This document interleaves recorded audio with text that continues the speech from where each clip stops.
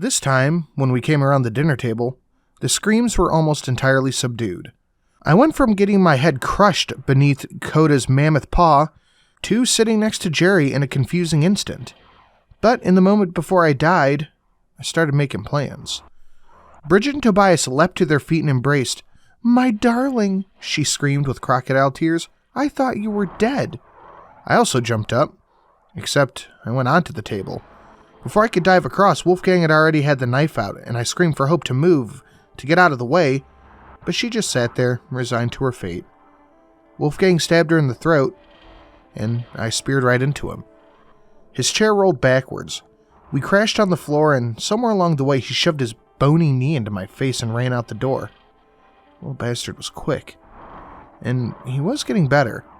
Hope died almost instantly this time. "Fuck!" I screamed, getting to my feet. Is he just going to keep doing that every single time? Tobias looked around and asked, "What happened?" I answered, still in screaming mode. "A fucking polar bear ate us because we couldn't find the stupid attic key. This game is bullshit." Heard a growling noise and I shut right up. It was coming from nearby. No, worse, it was coming from inside me. The seriousness of the situation slowly dawned on me in a sort of jumbled mess of thoughts. That was my stomach growling, which does make sense. I haven't eaten in days. But that means our hunger level, like our memory, does not reset after each iteration, which means they're probably all starving right now, at different rates, depending on who stayed alive the longest.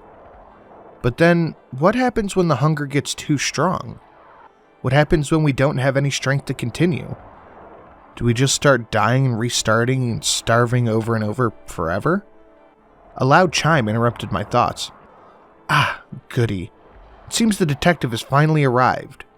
Perhaps he can help us sort out this ghastly affair. Everybody screamed the same version of "shut the fuck up" at Nathaniel. Not surprisingly, he didn't really seem too bothered by it. We charged into the Great Hall before we could start barricading the door again. The detective let himself in and began screaming at us. "Everybody listen! Stop screwing around and solve the damn mystery! Make us!" Jerry yelled before walking up and spitting in his face. "You consistently underestimate the seriousness of the situation, and you overestimate your own competence. I will not continue to spoon-feed you help. If you fail, you shall have no one to blame but yourself. And I promise I will let you fail. In the meantime, if you have questions, Mr. Chumley is at your disposal." Much to our surprise, he turned around to open the door and left, slamming the door shut behind him, hard enough to make the chandeliers rock. Jerry turned back and looked at us with a triumphant win face and said, "Ha, that's one problem solved. What's next?" Nathaniel tapped his way into the room saying, "I believe now would be an excellent time for all of us to come together and work as a team to solve the mystery of Bedside Manor." "Oh, shut the fuck up," Lauren spat. "You're not even real." She picked up a poker by the fireplace and proceeded to thwack him over the head repeatedly. With enough force to decapitate any normal human, Nathaniel just stood there and took it with a smile. "Feel better?" Jerry asked. "A little bit, actually, yeah. You want to try?" She offered him the poker. He accepted as she added, "It's quite therapeutic." Before Jerry began his turn on the human punching bag, my stomach began to rumble again, loud enough to get Claire's attention. "You're hungry," she said without moving her lips. "So are you," I thought. She nodded. "I have a bag of trail mix in my room," I said to the group. "Split 6 ways. It won't go far, but it'll hold us over till we're forced to eat Nathaniel."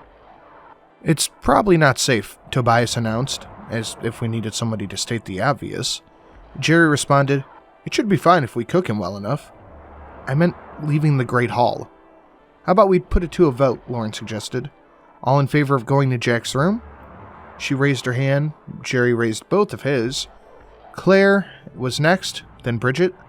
Then finally Tobias said, "I guess it's unanimous then." Nathaniel, with his head almost completely flattened, spoke up with the same detached cheerfulness we'd come to expect from him. "I recommend we start here. We will follow the clues to this area yet. Perhaps if we continue to search, we could... I didn't hear the last part of whatever he was selling. We had already left by then. We stuck together as a group.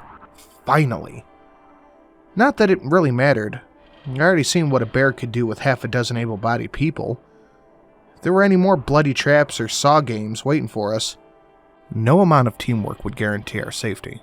We stayed quiet until we reached the landing of the 3rd floor, when Lauren asked her sister if it was safe. I don't know, Claire said. It's like listening for a whisper in a room full of screaming. I turned around to see if Tobias had noticed. It was rather brave of them to be speaking so candidly around a spy and a member of the supernatural exploration think tank. That's when I realized neither of them were moving their lips. Lauren asked Claire if she could trust anyone. There's a darkness here like I'd never seen, hiding deep inside one of us. Like the boy, but only worse. Lauren understood. She told Claire to stay close no matter what.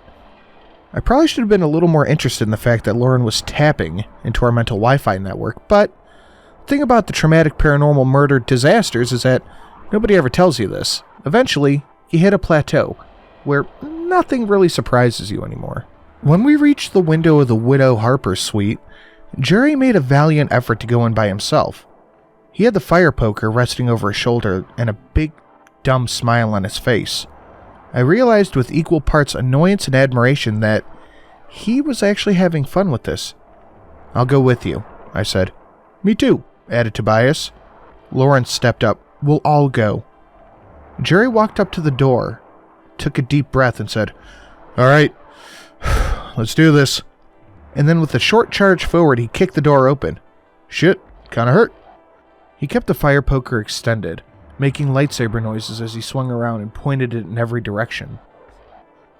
The rest of us followed closely. A few seconds passed, but spikes didn't fall from the ceiling and the room didn't start filling up with sand. Door didn't slam shut of its own accord. It appeared we were safe. For now. Bridget looked around and commented, Your room's a lot smaller than ours. Jerry lowered his weapon before responding. It's a weird time to flex, but go on with your bad self, Bridget. I found my stuff right where I left it, in a pile in the bathroom. The bag of trail mix was sitting on top of my crumpled up t-shirt and jeans. Not much left in the way of sustenance, plus Jerry had picked out most of the M&Ms. But it could stave off hunger, even for just a few minutes. I'd take what I could get. Then, quite suddenly, another thought occurred to me. Jerry's pants are on the floor by the shower, but that wasn't where he left them. No, he carried them back to the room as he grabbed the stun gun. Was that before or after the reset point? I checked his pocket. Sure enough, the stun gun was still there, and more importantly, it still had a cartridge. Things were looking up. Tobias called from the bedroom. You good in there, Jack? I had the weapon in my waistband underneath the suit jacket and returned to the others. I found it, I said just before a surge of electricity ran up my spine. Claire pointed to the armoire next to me and screamed, Jack, look out! The door opened and Wolfgang lunged at me with an axe. I barely managed to fall back in time to miss a direct hit to the face. Wolfgang had found himself a new weapon. It was a bold decision, and it was going to cost him dearly. He wasn't so practiced with this one. As soon as he swung and missed, he lost his balance and hit the floor. I quickly jumped on top of the axe. Wolfgang grabbed the handle and pulled, but he wasn't strong enough to wrestle it away from me. His next go-to move was a desperate charge toward the door, but Jerry cut him off before he could escape. He held the poker like a rapier, and with a calming voice said, All right, buddy. Time for you to chill out. Now, we aren't going to hurt you, but you need to. And that's all the time it took for me to line up a shot and fire the stun gun. The prongs landed in the center of his back and immediately sent him into a seizing, electrified fit on the ground. Tobias wasted no time grabbing the bookshelf and pulling it free from the wall, putting it on the boy, pinning him in place. Jesus, Jerry yelled. Calm down, guys. I think we got him. I dragged the axe over. Wolfgang was trapped beneath the shelf and the books, all except for his hand and a portion of one of his hands. He was screaming, cursing, thrashing, and repeating himself over and over about how much he hated us and how he was going to cut off our faces and gut us, etc. He was an annoying little shit, and an objectively terrible person, but he was also still just a kid. And I took absolutely no pleasure in what I was about to do. Jerry saw the weapon in my hand and looked in my face. Whoa, dude. He stepped over to me and put a hand on my shoulder. You don't have to kill him. I wasn't going to kill him. Wolfgang suddenly stopped screaming. There was an unusual note of concern in Jerry's voice. Well, what are you going to do? I whispered back to him. You take the others and leave us alone.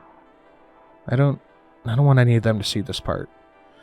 It took a little convincing, but Jerry managed to get the rest of them out of there. I locked the door behind us. Now, it was just me and Wolfgang. I took a seat on the ground next to where he was still struggling to break free. It was a noble but futile effort from a broken body. There was blood pooling around his neck, and he smelled like he had probably pissed himself. I'm not fucking afraid of you, he said in a rather menacing tone for somebody in his predicament. I know. Go ahead. Do your worst. It took me time to find the right words. I stared at the axe in my lap. Of all the weapons he chose, this was it. He could have chosen a Molotov cocktail, a knife, even a sharp pair of scissors. We probably wouldn't be having this conversation. But he had overestimated his own ability. Lucky me. You've been alive the longest out of any of us, haven't you? He tried to move his head to look me in the eyes, but the shelf had him locked in place. What? He asked. I've just been thinking. You lasted a couple hours the first night. Who knows how long you really made it after the squirrels got your mom? And then what? How long did you stay alive in this house by yourself after Coda got the rest of us? I'm just saying, you've probably been hunting for a while now, burning a lot of energy, and you haven't even gotten to eat dinner. Why are you talking to me? I took a handful of trail mix out of my pocket. This would have been my portion, about 1/6 of the bag, mostly raisins. But in that instant, it looked like a Christmas dinner. I dumped it in a pile right in front of Wolfgang's face, right where he had a look at it. Close enough that he could smell it, but impossibly far. I could feel his hunger. It was ferocious. He struggled to move, but the broken bones held him still. He screamed and stretched out his tongue, but the food would stay right there, just out of his reach, until he bled out or he starved to death. I climbed back to my feet, wished him well, and went to join the others in the hallway, hoping the door would be enough to muffle his screams. Claire couldn't look me in the eyes, which I took as proof that she knew what I had done. Jerry took the axe from me and said softly, Dude, why don't you just let me go in there and, finish him off? It's not that big of a deal. Life is meaningless, remember? You didn't have to do it like this. But I did. I needed Wolfgang to hate me. I needed him absolutely blindingly furious with me. I needed his hatred of me to overcome his sense so that when he died and he came back, the only thing he could think of was revenge. That was the only way that we could save Hope. Tobias took charge and changed the subject. I think we could take this experience as evidence that the bedrooms aren't trap rooms. It might be a good idea to continue searching for supplies. Maybe there was something in Hope's suite that we can use to get out of this mess. I was already headed for the stairs. Well, what are we waiting for then? Hope's suite was even bigger than ours. Not that I was jealous or anything, I just found it interesting. There was plenty of space to explore. Tobias and Bridget started raiding the kitchenette. The sisters checked the closet. Jerry went to the bathroom, and I went straight for the bedroom. Found exactly what I was looking for right away. My backpack was sitting there on the mattress, like it was just waiting for me. I unzipped it and hesitantly threw everything out onto the ground. It was all there, just like she said. My socks, underwear, phone charger, rolled up t-shirts, and bag of medicines. I reached in and pulled out the first prescription bottle. I noticed right away that it felt lighter than it should have. I popped off the lid to confirm my suspicion. It was empty. And so was the next bottle, and the next bottle, and the next. All of my medicine was gone. Where did it go? Did Wolfgang do this just to screw with me? Did the house do it? Why? I looked up to see Bridget standing in the doorway. She was alone. I didn't like that fact for one bit. I held it together for now and asked, "Can I help you?" We understand each other, right? I waited for an elaboration a little too long before saying, "What?" "Don't play dumb." "I'm not playing. This is the way that God made me." "Look, I need to make sure we're all on the same page." "And what page is that?" "There's a lot at stake, Jack. We all have secrets. Tobias doesn't need to know mine, and nobody needs to know yours." I got to my feet and returned her accusatory stare. "And what exactly do you think you know about me?" "I know who you are. I've seen your type 1,000 times. Never met one so clever, though. It's quite the act. You've got them all fooled, even little Claire, although I think she's starting to suspect. Listen, Bridget, if I can speak candidly for a second, I don't give a single solitary fuck about you and Tobias." She smiled. "Good. Great." On that note, she turned and left. A half a second later, I felt something touching my ankle, and I looked down to see a long, green arm reaching out from underneath the bed, twisting its fingers into a vice grip around my good leg. It yanked. I hit the ground, and then started to pull me across the floor with it. I screamed for help as loud as I could, as the thing dragged me into the dark space below the bed. The light got further and further away. The hand pulled me deeper and deeper. Soon, I was immersed in complete darkness. It was cold. I was still moving. And then, I wasn't. I tried to open my eyes only to find that they were already open. Wherever I was, there wasn't any light anywhere. I waited for the world to stop spinning before I tried taking a step. I couldn't find my footing and braced for a fall. But it never came. I was already down, lying on my back. The floor below me felt like refrigerated wood. I sat up and instantly regretted it. My forehead smacked against something solid. I fell back and put my hands against the swelling knot from the impact. I hit something solid with both elbows. I reached up and felt the surface. I just smacked into wood. Cold wood. And then I touched the other side of me. Cold wood. Oh shit. It finally came to me. I'm inside of a coffin, aren't I? An unwelcomed but familiar voice emerged from the speaker close to my feet. "Hello, investigator." Nathaniel. "It would appear that you've fallen victim to one of Bedside Manor's many perils. A most dangerous trap indeed. But not to worry, there's still time for your fellow investigators to solve the puzzle and save your life. You are currently buried somewhere on the Manor's ground with exactly 1 hour's worth of oxygen remaining." Well, this sucks, I thought. But at least I have some time to relax and gather my thoughts. And if I know Jerry, he'll have me out of my trap in the next 10 minutes. I closed my eyes and tried to get comfortable. You bastard! The lights are all back on. I looked around to find myself sitting at the dining room table. Apparently my time had run out. I had suffocated in the coffin. That sucked. I would have very much preferred not dying, but still, there were much worse ways that I could have gone. And maybe this time we'll do better. The voice was directly across from me, the furious boy clutching the knife in his hand. The one who had just jumped onto his chair, then onto the table. There was bloody murder in my eyes. Oh, my plan worked. He had completely overlooked his mother, and now he was running towards... Oh shit, I didn't think this far ahead. I thought I had more time to figure it out, but I didn't have enough time to react. Wolfgang was charging at me faster than I could think. He clenched his teeth and stabbed at my face.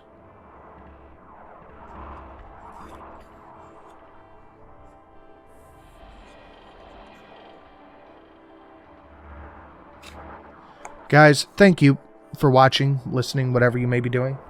I appreciate your patience with getting this back up and running. My hopes is to get one out every week, if not every other week. So I will get these out as much and as frequently as I can. As always, if you guys have any requests or suggestions, anything like that, please shoot me a tweet, an email, leave a comment, whatever you can do, feel comfortable doing and whatnot. Please make sure you are subscribed here. You are subscribed to the main channel and the Sinatra Screams channel. Go follow me on Twitch and keep a lookout for the Sinatra Speakeasy channel. Mixology is always fun. Also, if you guys are patrons, I want to thank you especially. I know a lot of the patron stuff has gone away and some people have taken up monthly memberships. That is appreciated as well. Have a lovely, lovely evening, and we'll see you in the next one.